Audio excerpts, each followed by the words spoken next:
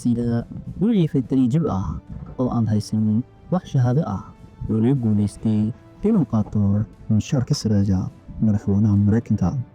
Waa maxay shaqadiisa? Muxuu qaban jiray? Muxuu samayn jiray? Waxaan jawaabtaas aan kaga jawaabi doonaa muuqaalkan dinadiisa. Ugu horreyn, haddii aan ugu cusubtahay nagu soo biir, waxaan halkan kaga hadalnaa kacdooyinka caalamka. Dhammaadka sheekadan waxaad ka baran doontaa casharo noloshaada wax badan ka bedeli doona. Haddii aan u fahamno sidii wax walba ay u bilowdeen, waa inaan dib u laabanno sanadkii 1964. Frank wuxuu ahaa wiil jecel hoostiisa, laakiin markii ay yeelkiisu tireen wuxuu bilaabay adeemadiisa inuu bursado. Wuxuu imaaday ama wuxuu yimid magaalada New York si uu haystaa kii $200. Haa, daawade, inuu haystay $200 Mareykanka. Niyadu wuxuu joogaa magaalada New York. Waxay tahay inaad ku qodaysaa hal mar lacagtuu haysta. Wuxuu ogaaday laba doorasho: in uu frood u galo ama in lacagtiisa isticmaalo si noloshiisa si badbaadiyo, ama inuu nolosha ka dhaca uu darbajiif noqdo.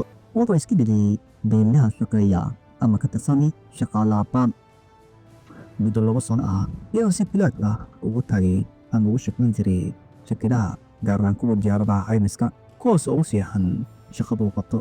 Walow uu ka shaqayn jiray diyaaradda, ay dareentay in lacag badan laga xaday in la gelin wadsiyey qaabtii lacagtii ku baxday.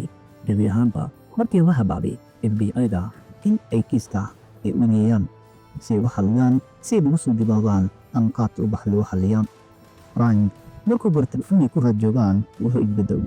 Frank markuu bartay inay ku raadjoogaan FBI-da Mareykanka, gebi ahaanba wuxuu bedeshay deegaanka ama waddanka. Wuxuu u guuray gobolka Georgia. Wuxuu iska dhigay dhakhtar ka shaqeeya isbitaalada, kuwaas oo ka shaqeeya gaar ahaan dhinaca dentista. Dabcan tama wuxuu u sameeyay uu u dhigto shaqadiisa kaba.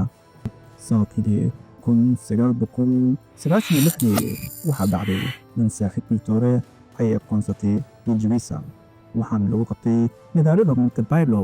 Frank waxa uu xukumay in ka badan 12 sano. Taas way ku mutaystay khiyaanadii ku sameeyay shaqada, gaar ahaan markii uu qaatay bangiga lacag Italy in ka badan shirkadaha caymiska diyaaradaha. Wuxuu qaatay 2 sano xabsi ah